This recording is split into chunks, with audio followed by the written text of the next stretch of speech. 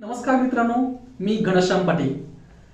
करावे तसे भरावे हा नियतीचा नियम नियती न मानणाऱ्या शरद पवारांना मानावाच लागेल असं एक विधान चपराकच्या मुखपृष्ठावर मी केलं होतं आणि राष्ट्रवादी काँग्रेसच्या त्यावेळेसच्या कार्यकर्त्यांनी बराच गदारोळ घातला होता. त्याची प्रचिती संपूर्ण महाराष्ट्राला, देशाला आज चांगल्या पद्धतीने येते.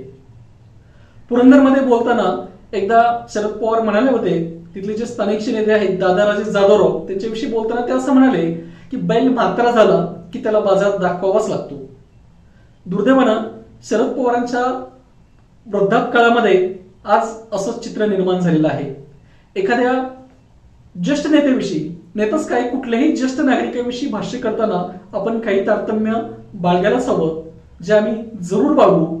मात्र शरद पवार यांच्यासारख्या नेत्यांनी आयुष्यभर जे राजकारण केलं त्यावर मतमतांतर, टीका टिप्पणी ही होतच राहणार आणि सामान्य माणसं त्यांच्याविषयी व्यक्त होताना बोलण्याची मर्यादा राखतील असं मला स्वतःला अजिबात वाटत नाही. सध्या लोकसभा निवडणुकीचं वारं वेगात वाहत आहे. भारतीय जनता पक्षाने त्यांचे उमेदवार बऱ्यापैकी जाहीर केलेले आहेत. दुसरीकडे बारामती लोकसभा मतदारसंघातून सुप्रिया सुळे या जोरदार तयारी करतायत. त्यांच्या विरुद्धचा उमेदवार अजून राष्ट्रवादी काँग्रेस पक्ष अजितदादा पवार यांच्या गटाने जाहीर केलेला नाही. ती जागा युतीमध्ये त्यांच्याकडे जाते. भाजपचे नेते मात्र बारामती लोकसभा मतदारसंघातून भाजपचा विजय निश्चित होईल हे ठामपणे सांगतायत. काल चंद्रकांत दादा पाटील यांनी बारामतीमध्ये सभा सोसायटीमध्ये एक छोटीशी सभा घेतली, सुनेत्रा वहिनींची भेट घेतली आणि त्या ठिकाणी त्यांनी ठासून सांगितलं की यावेळी शरद पवार यांचा पराभव निश्चितपणे आहे आणि तो आम्ही करू. खरं तर हे विधान बारामतीतल्या अनेकांना रुचलेलं नाहीये. विशेषतः चंद्रकांत पाटील हे जेव्हा बोलत होते तेव्हा त्यांच्या शेजारी असणारं जे वर्तुळ होतं ते एकेकाळचं सगळं शरद पवार गटातलं होतं. जे शरद पवारांना आपला बाप मानायचे, ज्यांच्या कारकिर्दीची सुरुवात शरद पवार यांच्या आशीर्वादाने झाली, असे सगळे कार्यकर्ते नेते त्यांच्या अवतीभोवती होते आणि त्यांचं हसणं बारामतीकरांना मुळीच आवडलेलं नाही. सध्या एक प्रचंड दहशत आहे, दबाव आहे. त्यामुळं स्थानिकचे लोक व्यक्त होत नाहीत. मतांचा अंदाजच निश्चितपणे येत नाही. कोण शरद पवार गटाचा, कोण अजित पवार गटाचा हे ठरवणं खूप जिकिरीचं काम आहे. कारण कुठल्या वेळी कोण एकत्र येईल आणि कोण कुणाला विरोध करेल हे सध्याच्या राजकारणात कुणालाच काही सांगता येणार नाही. ज्या पद्धतीनं एकनाथ शिंदेनी शिवसेना फोडली, त्याच पद्धतीनं पवारांनी भाजपच्या मदतीनं राष्ट्रवादी काँग्रेस पक्ष फोडला.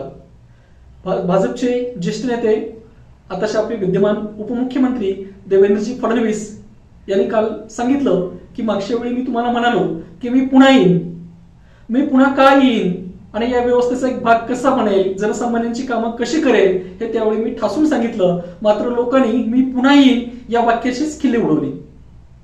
हे सांगताना फडणवीस पुढे असं म्हणाले की मी पुन्हा आलो आणि 2 पक्ष फोडून आलो. तर त्यातलं 2 पक्ष फोडून आलो या त्यांच्या वाक्यातला अहंकार समजून न घेण्या एवढा महाराष्ट्र दूधकुळा निश्चितच नाहीये. त्यामुळं निवडणुकीच्या वेळी व्यक्त होताना, कोणतेही विधान करताना खूप काळजी घेणं सगळ्यासाठी गरजेचं आहे. या मतदारसंघाची रचना सुद्धा खूप विचित्र आहे. मी तुम्हाला म्हटलं, मी आता चपराक प्रकाशनच्या बावधन येथील कार्यालयातून बोलतोय. बावधन हा मतदारसंघ विधानसभेला खडकवासल्याचा आहे आणि बारामती लोकसभा मतदारसंघ, पुण्याच्या आजूबाजूची सगळी गावं ही बारामती लोकसभा मतदारसंघाला जोडलेली आहेत. त्यामुळं हा शहरी मतदार जो आहे तो निश्चितपणे भारतीय जनता पक्षाच्या पाठीशी आहे. त्यामुळे ही सगळी मतं भाजपच्या सोबत असलेल्या सुनेत्रा अजितदादा पवार यांना मिळतील असा एक कयास व्यक्त केला जातोय. एकंदरीत या लोकसभा मतदारसंघाची संरचना बघितली, मागच्या वेळी सुप्रिया सुळे यांच्या विरुद्ध रंजनाताई कुल यांनी निवडणूक लढवली होती. त्या साधारण 1.5 लाख मतांनी पडल्या. इंदापूरमध्ये हर्षवर्धन पाटील हे शरद पवार, अजितदादा पवार यांचे विरोधक समजले जातात. त्यामुळे ते त्यांचं काम करणार नाहीत असं म्हटलं जातं. मात्र तिथून दत्तामामा भरणे, जे महाराष्ट्र सरकारच्या मंत्रिमंडळात मंत्री होते आणि अजित पवार यांचे अत्यंत निष्ठावान अनुयायी आहेत, ते लीड मिळवून देतील असं भाजपकडून सांगण्यात येत आहे. दौंड हा एक महत्वाचा मतदारसंघ आहे. दौंड मधून राहुल कुल अजितदादा पवार यांच्या पाठीशी आहेत. खडकवासला मतदारसंघ जो आहे तिथले विद्यमान आमदार आहेत भाजपचे भीमराव तापकीर. त्यामुळे तेही सुनेत्रा पवार यांचं काम चांगल्या पद्धतीनं करतील असा एक अंदाज व्यक्त केला जातोय. खुद्द बारामतीमध्ये मात्र लोकांच्या मनामध्ये द्विधा आहे. कळत नाही की कोण दादांच्या पाठीशी आणि कोण साहेबांच्या पाठीशी. काही जणांना वाटतं की नाही, आता साहेबांना या वयात असा त्रास देणं योग्य नाही. अजित पवार यांचे सख्खे बंधू श्रीनिवास पवार यांनी कालच माध्यमांच्या समोर सांगितलं की आई वडील म्हातारे झाले, त्यांची सगळी प्रॉपर्टी शेतजमीन आपल्या नावावर केली, म्हणून आपण त्यांना घराबाहेर काढून टाकणं योग्य नाही. खुद्द अजित पवारांचे सख्खे बंधू हे शरद पवारांच्या सोबत आहेत. चंद्रकांतदादा पाटील यांच्यासारखी नेते मंडळी काहीही विधानं करू, मात्र सत्य काय हे लोकांना निश्चितपणे माहिती आहे. कालच्या चंद्रकांत पाटलांच्या संवादानंतर बारामतीमध्ये वेगळी चर्चा होती. त्यांचं म्हणणं होतं की कोल्हापूरमध्ये चंद्रकांत पाटलांना एकही आमदार निवडून आणता आला नाही. इथल्या मेधाताई कुलकर्णींना बाजूला सोडून ते कोथरूडमध्ये निवडणुकीच्या रणांगणात उतरले. त्यावेळी भारतीय जनता पक्षाने राष्ट्रवादी काँग्रेस पक्ष यांनी एक मोठं डील केलं होतं अशी चर्चा आमच्याकडे अजूनही आहे. कर्जतमधून रोहित पवार हे निवडणुकीला उभे होते. तिथून राम शिंदे यांच्यासारख्या भाजपच्या ज्येष्ठ नेत्याला पराभव स्वीकारावा लागला. त्यामागं ही एक अघोषित युती होती. कोथरूडमधून चंद्रकांत पाटलांना निवडून आणायचं आणि त्या बदल्यामध्ये रोहित पवारांना कर्जत जामखेडमधून निवडून आणायचं अशी एक व्यूहरचना होती, असं उघडपणे या मतदारसंघामध्ये बोललं जातं. त्यातलं वास्तव काय हे आपल्याला दिसून येईलच. मात्र सध्या सगळीकडून फक्त आरोप प्रत्यारोपाच्या ज्या पद्धतीनं एकमेकांवर आरोप प्रत्यारोप केले जात आहेत, आरोप प्रत्यारोपाच्या फैरी झाल्या जात आहेत, त्या सामान्य मतदाराला त्या सगळ्या राजकीय प्रभावापासून विचारधारेपासून दूर नेणारे आहेत. सुप्रिया सुळे यांनी सांगितलं की माझ्या प्रचारासाठी माझा नवरा सदानंद सुळे येत नाही. लोकसभेमध्ये मी जेव्हा जाते तेव्हा जर सदानंद सुळे माझ्यासोबत आले तर माझी पर्स घेऊन त्यांना कॅन्टीनमध्ये बसावं लागेल. त्यांच्या या बोलण्याचा रोख हा सुनेत्रा अजितदादा पवार यांच्याकडे होता. त्यांना सांगायचं होतं की अजितदादा पवारांच्या जीवावर निवडून येणं तितकंसं सोपं नाही आणि आलं तरी लोकसभेचा कारभार पाहणं सुनेत्रा वहिनींना शक्य नाही. खरं तर हा फक्त सुनेत्रा पवारांचाच नाही तर आतापर्यंत भारतीय राजकारणामध्ये यशस्वी ठरलेल्या लोकसभेचं प्रतिनिधित्व करणाऱ्या तमाम महिला खासदारांचा हा अवमान आहे. आतापर्यंत ज्या खासदार लोकसभेमध्ये निवडून आलेले आहेत त्यांच्यापैकी किती जणांचे पती त्यांच्या सोबत असतात आणि या सभागृहामध्ये चर्चेत असताना त्यांची पर्स घेऊन कॅन्टीनमध्ये गप्पा मारत बसतात. तर असं काही चित्र दिसत नाही.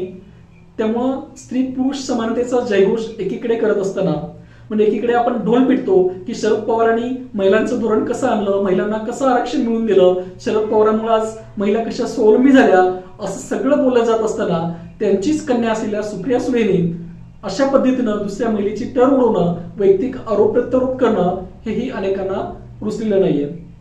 निवडणुका येतात जातात, जय पराजय ठरलेला असतो. मात्र या सगळ्यामध्ये जे आरोप प्रत्यारोप होतात ते पुढच्या कायमस्वरूपी त्याची दखल घेतली जाते. सामान्य माणसाच्या मनावर ते बिंबवलं जातं, नोंदवलं जातं. त्यामुळं बोलताना भाषिक मर्यादा सगळ्यांनीच जपणं खूप गरजेचं आहे. कालच एका सभेमध्ये बोलताना उपमुख्यमंत्री अजित पवार म्हणाले की अरे म्हणे याला मोका लागला होता, मात्र मी माझ्या पदाचा अधिकाराचा वापर करून त्याला एकदा सोडवलं, पण मी पुन्हा पुन्हा तुम्हाला सोडवायला येणार नाही. आता कुठल्याही साडीआड पदराआड तुम्हाला लपता येणार नाही.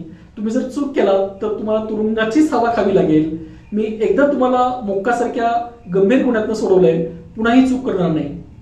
एक प्रकारे अजित पवारांनी त्यांच्या गुन्ह्याचीच कबुली दिली हे असं म्हटलं तर ती अतिशयोक्ती ठरणार नाही.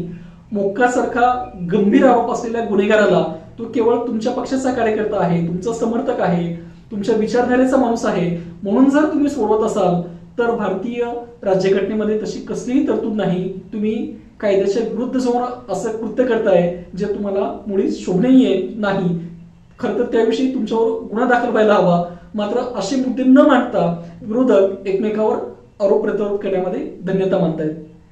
बारामतीत परिवर्तन व्हावं का तर निश्चितपणे व्हावं असं अनेकांचं म्हणणं आहे. त्याची कारण काही असो, म्हणजे सुप्रिया सुळेंना संसद रत्न हा पुरस्कार सातत्याने मिळतो. त्याचे ढोल पिटले जातात, बॅनरबाजी केली जाते, मतदारसंघात सांगितलं जातं की संसद रत्न खासदार आहेत. मात्र संसद रत्न पुरस्कार नेमकं देतो कोण? लोकसभेकडनं हा पुरस्कार दिला जातो का, तर तमिळनाडू मधल्या एका खासगी कंपनीकडनं हा पुरस्कार दिला जातो. त्यामुळं त्याला तसा अर्थार्थी काही संबंध नाही, हे पुन्हा एकदा सांगण्याची गरज आहे. एकीकडे हा शरद पवारांचा मतदारसंघ म्हणायचं, दुसरीकडे सदानंद सुळेंना आमच्या प्रचाराला येणार नाहीत असं म्हणायचं. कुठलीही लेख तिच्या माहेरी किती काळ असते याचा आता विचार करण्याची वेळ आलेली आहे. सुनेत्रा पवार यांच्याविषयी बोलताना हेही लक्षात घ्यायला हवं की शरद पवारांचं जे मूळ गाव आहे काटेवाडी, त्या काटेवाडीच्या सरपंच म्हणून त्यांची कारकीर्द निश्चितपणे यशस्वी आहे. त्यांनी पर्यावरणविषयक जे काम केलंय तेही मोलाचं आहे. त्यांच्या ज्या वेगवेगळ्या शैक्षणिक संस्था आहेत, सामाजिक संस्था आहेत, त्या माध्यमातून त्यांचं जे काम आहे ती त्यांची एक वेगळी ओळख आहे. पूर्ण समर्पित भावनेनं त्या काम करतायत. दुसरीकडे डॉक्टर पद्मसिंह पाटील यांच्यासारख्या ज्येष्ठ नेत्याची त्या कन्या आहेत. त्यामुळं राजकीय बाळकडू हे त्यांना कधीच मिळालेलं आहे. जन्मल्यापासून ते सगळं राजकारण महाराष्ट्राचं पाहतायत, देशाचं राजकारण पाहतायत. त्यामुळे त्यांच्या क्षमताविषयी कौटुंबिक कारणातून असे आक्षेप निश्चितपणे घेतले जाऊ नयेत, एवढंच या निमित्तानं सांगायचं आहे. बारामती लोकसभा मतदारसंघात आता प्रचाराची दिशा कशी असणार आहे, कोण कुणावर कशा आरोप करेल, दोन्ही बाजूचं नेमकं तथ्य काय असेल याविषयी पुढच्या व्हिडिओच्या माध्यमातून आपण संपर्क साधणार आहोत. महाराष्ट्रातली जी महत्वाची राजकीय घराणी आहेत, महत्वाचे मतदारसंघ आहेत, त्याची चर्चा आपण करणार आहोत. त्यामुळे चपराकचं हे चॅनल जरूर सबस्क्राईब करा, अधिकाधिक मित्रांना पाठवा, आपली मतं सूचना जरूर कळवा. या भागातलं वास्तव समोर आणण्यासाठी राजकारणामध्ये जे काही चाललंय ते अधिक प्रकर्षानं जवळून पाहून आपल्या समोर मांडण्यासाठी आम्ही कटिबद्ध आहोत, एवढंच या निमित्तानं सांगतो. सगळ्याच उमेदवारांना सध्या फक्त शुभेच्छा देतो आणि ते जे काय आता पुढच्या काही काळामध्ये देवे लावतील त्याचा परिणाम 4 जूनला आपल्याला मतपेटीतून दिसणारच आहे. त्यासाठी मतदारांनी सुद्धा आपली सद्विवेक बुद्धी जागृत ठेवून जो देशभक्त आहे, देशप्रेमी आहे, देशाला काहीतरी दिशा देण्याची जिद्द, महत्वाकांक्षा, अभ्यास आहे, तेवढी त्याची कुवत आहे, राष्ट्रीय प्रश्नांचा ज्यांचा अभ्यास आहे असा एक चांगला उमेदवार आपापल्या मतदारसंघातून निवडून द्यावा, एवढीच अपेक्षा व्यक्त करतो आणि थांबतो. धन्यवाद.